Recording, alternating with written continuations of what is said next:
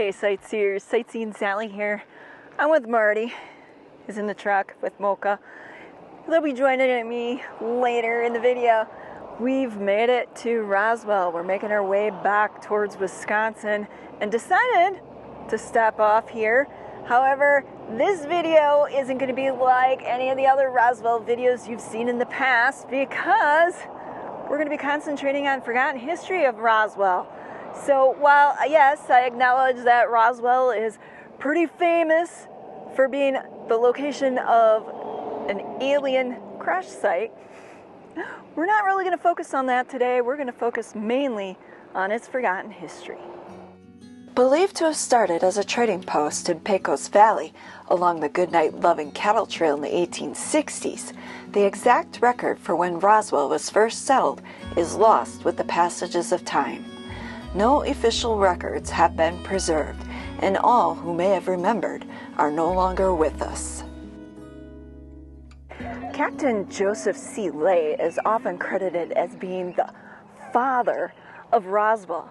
Yet, if you dig into Roswell's early history, you'll come up with the name of another fascinating character, a man by the name of Van C. Smith, who likely had a hand in making Roswell what it is today.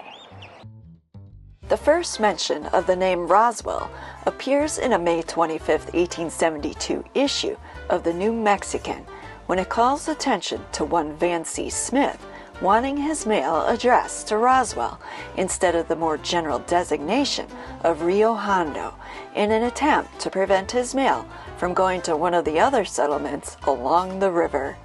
Furthermore, common legend accepts Van Smith as being the first Anglo-American to settle in Roswell due to county records revealing that Smith was the first to make filings on land that's now within the city limits of Roswell.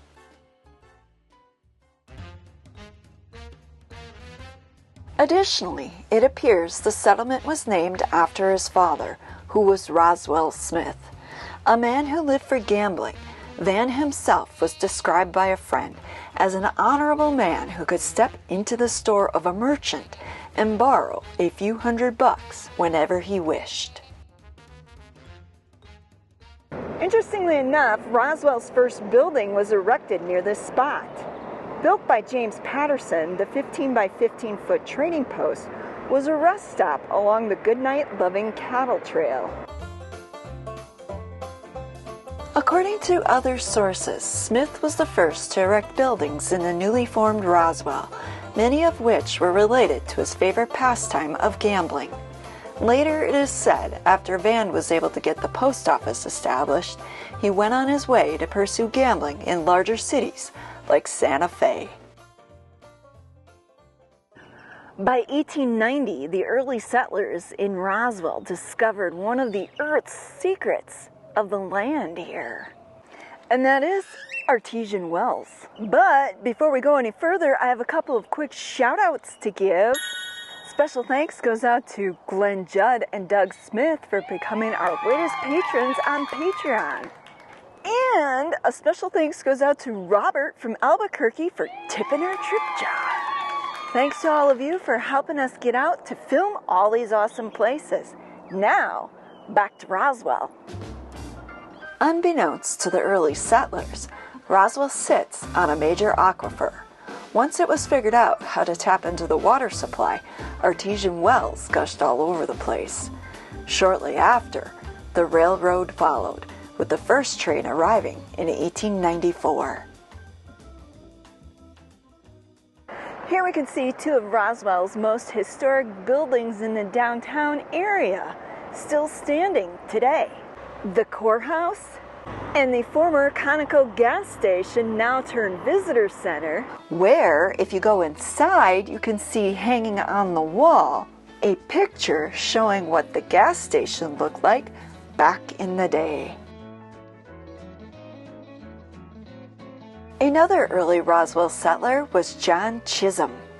In spring of 1875, Chisholm moved his headquarters 30-some miles from Bosque Grande to a location about 6 miles outside of Roswell along the South Spring River. Known as the Jingle Bob Ranch, For the way the cattle were marked with cuts to their ears, Chisholm supposedly received the land as payment for a $7,000 debt that Jim Patterson owed him. There's a lot of interesting Wild West history related to Chisholm, his time in Roswell, and the resulting range war between cattle thieves, Mexican and American proprietors. So much so that we could do an entire video on John Chisholm's life. However, since we're here in Roswell and we're focusing on Roswell's history, we're going to move on. Roswell in its early days was a wild, wild town. At least, according to Lola Patterson, who used to be one of Roswell's oldest residents. As a young girl, she often heard stories about the town from the old-timers in Fort Sumner. Since we're talking about Old West history, I thought I'd take you back behind the courthouse because there is a statue commemorating Patrick Floyd Jarvis Garrett, the man who shot and killed Billy the Kid. Because if you didn't know, the time when Garrett became sheriff had largely to do with Roswell's J.C. Lee and John Chisholm, who were searching for an effective person to rid the area of outlaw gangs, especially the young malcreant called Billy the Kid. Which in and of itself is fascinating because if you know anything about the old history and Billy the Kid and his relationship to Roswell and John Chisholm, is that him and Chisholm actually used to be friends. Not only that, it is said that Chisholm's niece, Sally, yeah, we have the same name except hers was spelled I-E. She was good friends with Billy the Kid and frequently wrote him letters. With so much of this Old West history shrouded in legend and lore, it's difficult to weed out fact from fiction. Supposedly, Garrett's eventual killer will be Jesse Wayne Brazel, second cousin of William Mack Brazel, the rancher who would later shock the world with his discovery of flying saucer debris outside of Roswell in 1947.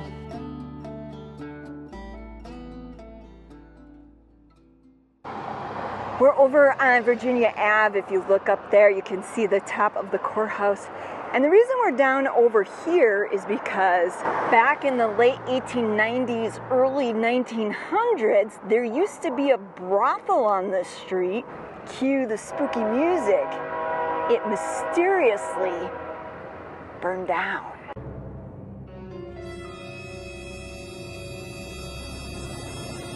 Now, while I wasn't able to find the exact location, I figured you all want to hear the story because it is really interesting. According to the story, a respected businessman by the name of Joshua P. Church owned the brothel. Business was great. That is, until his wife found out. Apparently, Amelia Church was none too happy that her beloved was running a business catering to the dredges of society, that she persuaded her handyman to burn down the brothel. I don't want to start any bad rumors, but that's what the townspeople believed. They were never able to find out who or what caused the mysterious fire. Fast forward a few years, much of Roswell's forgotten history can be linked to the military. Roswell's International Air Center was once the location of a military base. In 1940, Roswell's Chamber of Commerce made contact with the U.S. Army in an attempt to establish a permanent military base in the area. By February of 1942, a $9 million construction project for a new pilot flight training center commenced on 4,600 plus acres provided by David Chesser, a local rancher. Within a few months, the first class of 146 students was training at what would eventually be called Walker Air Force Base. Then, in 1960, it was announced that the base would be supporting a unit of 12 Atlas missiles within a 25-mile radius of Roswell. Fully operational during the Cuban Missile Crisis, the Atlas sites were eventually deactivated in March of 1965, as the Air Force moved to solid-fuel Minuteman missiles based elsewhere. Not long after, the base was permanently shut down in June of 1967 due to congressional budgetary limits related to the Vietnam War. By the way, somewhere out there in that field of planes sits the king of rock and roll's airplane. That's right, Elvis's old airplane sits here in Roswell. But not for long. We discovered when we went inside that it's actually going to be moved to Florida real soon. Apparently somebody in Florida purchased it, and soon enough it'll be on its way. Which means, as much as we'd like to be able to go see it, probably not going to happen. The former Walker Air Force Base isn't the only piece of Roswell's history related to the military.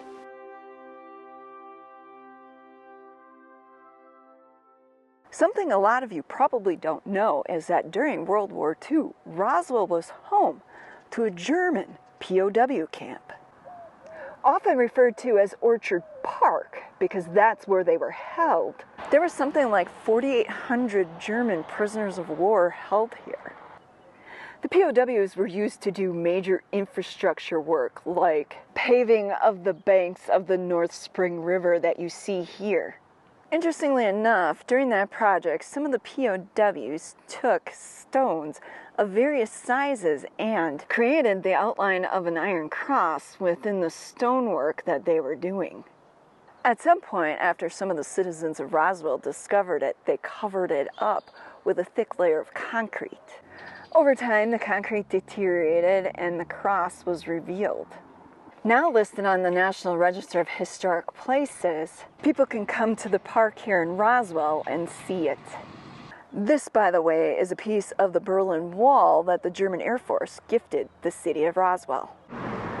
Then there's the New Mexico Military Institute that's been a part of the city since 1891. Several well-known individuals attended here, including Sam Donaldson, former ABC News correspondent and anchor, and actor Owen Wilson. Owen Wilson, isn't he the cute blonde with the broken nose?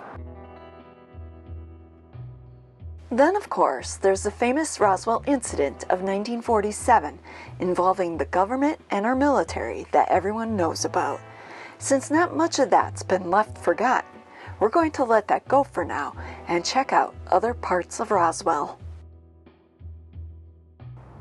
Head over to the Rail District and you will find hulking remnants of Roswell's past, left forgotten, waiting to be remembered. You've got places like the old Bond Baker Company building and what used to be Zink's warehouse and Rancher Supply Co-op and the old Roswell Trading Company building. I have a feeling if people from the past were able to time travel to the future, they probably wouldn't recognize most of Roswell today. Not far from the Rail District is another epic landmark out of Roswell's early history. Though still recognizable, its current state might surprise anyone time traveling from the past.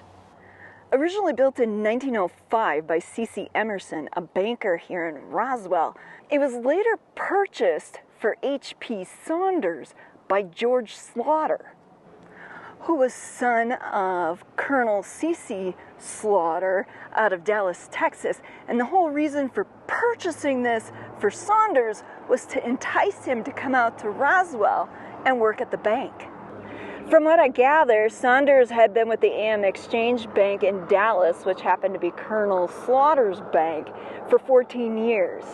Apparently the opportunity was too good to pass up because they came here, and later, from what I understand, Saunders' daughter, Ruby, ended up with the house, and she eventually gave it over to the Red Cross.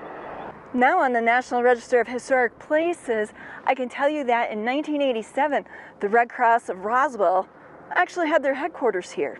Now it sits empty. I don't know who owns it, but it is a beautiful example of Queen Anne architecture here in town, and a piece of Roswell's forgotten history. Curious about what sights we might encounter should we one day be able to travel back in time, we tried matching up old photos of Roswell's downtown to its modern-day counterparts. Trying to track down the location of the former Roswell drug company is proving to be a bit difficult. Had you wanted to go there in the late 1940s, early 1950s, you would have gone to 126 North Main.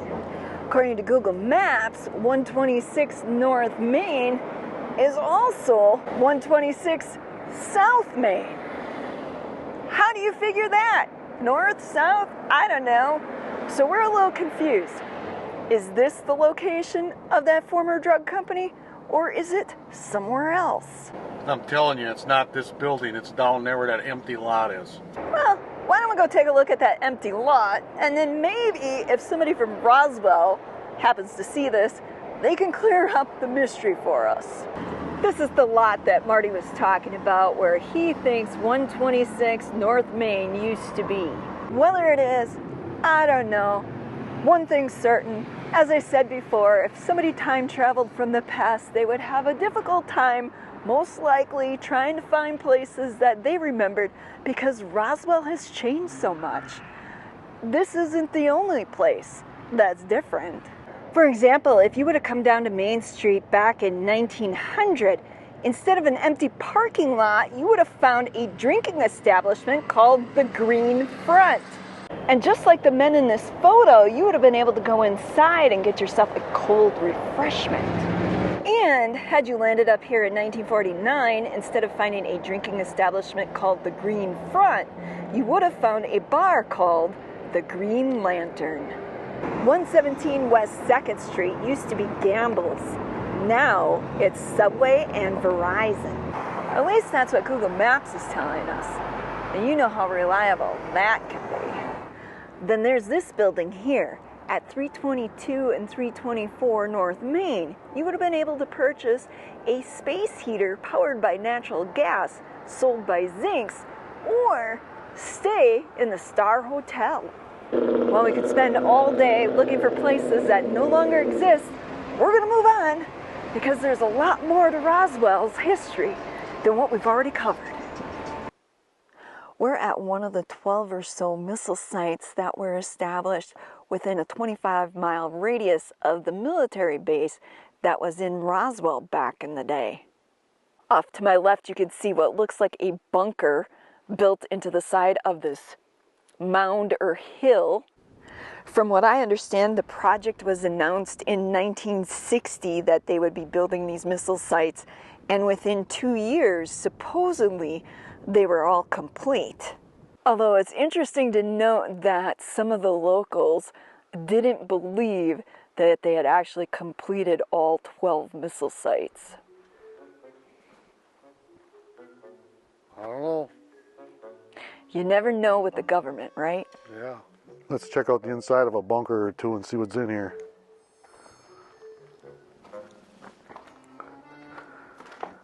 What do you see so far? A couple bird nests up here. Oh, yeah. I don't know what they call them.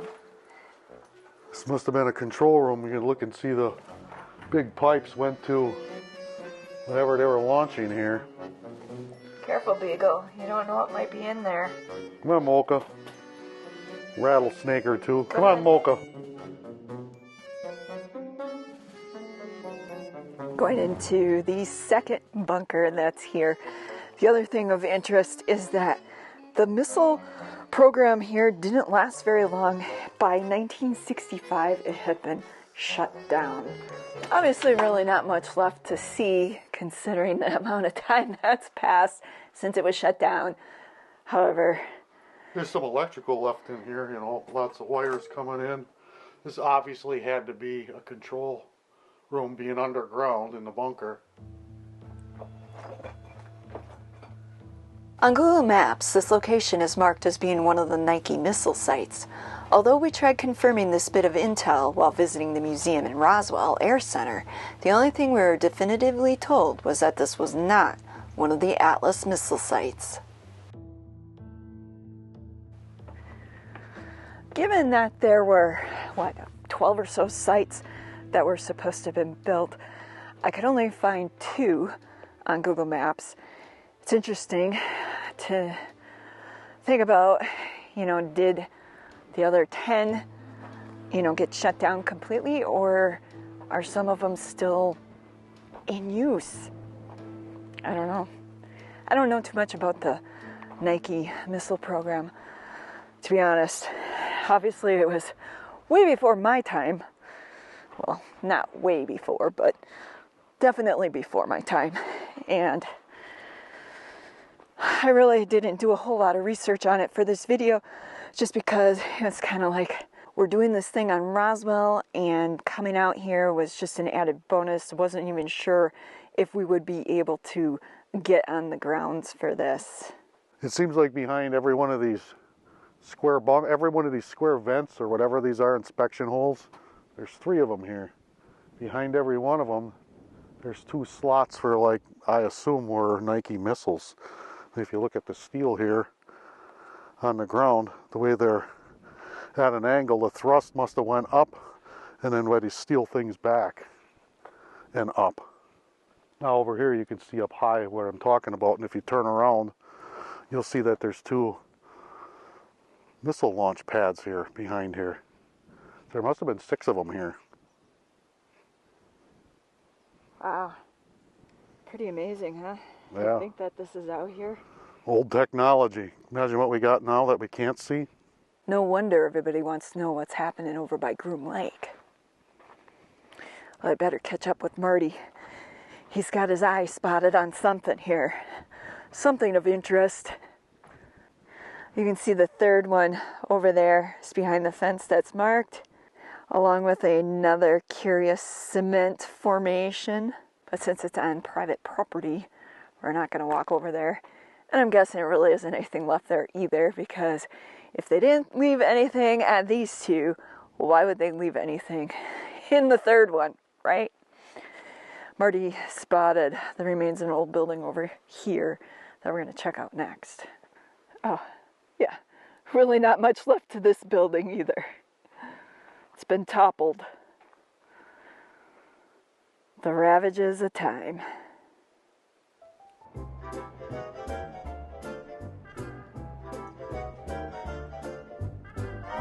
Given all the interesting events that make up Roswell's early history, who would have thought that UFOs and aliens would eventually become the ticket to drawing tourists to town? Nowadays, pretty much anywhere you go on Main Street, you're going to find an alien of some sort.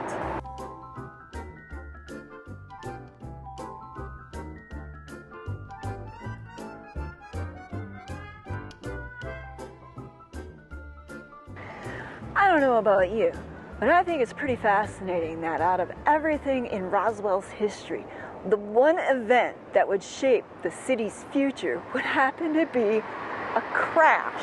I know. It wasn't just any old crash. It was one veiled in mystery, government cover-up, and all that. So, I get it. Besides, what could be more fun than having alien heads gracing the top of your street lamps? I really wonder how many people actually come to Roswell for the history other than the hype of the UFO crash. Yeah, I wondered that too, especially like John Chisholm. I had no idea that he was even involved in Roswell's early history till I dug into it. I was actually highly surprised at all the stuff Sally dug up for this town other than the UFO stuff. Besides all the forgotten history not linked to the incident of 1947, there's one other bit about this New Mexico City that most people coming from other parts of the country might not know about, and that is Roswell's fascination with cows. Now considered the dairy capital of the Southwest, each year over 1.7 billion pounds of milk are produced by the dairy farms near Roswell. But can y'all make cheese as good as Wisconsin?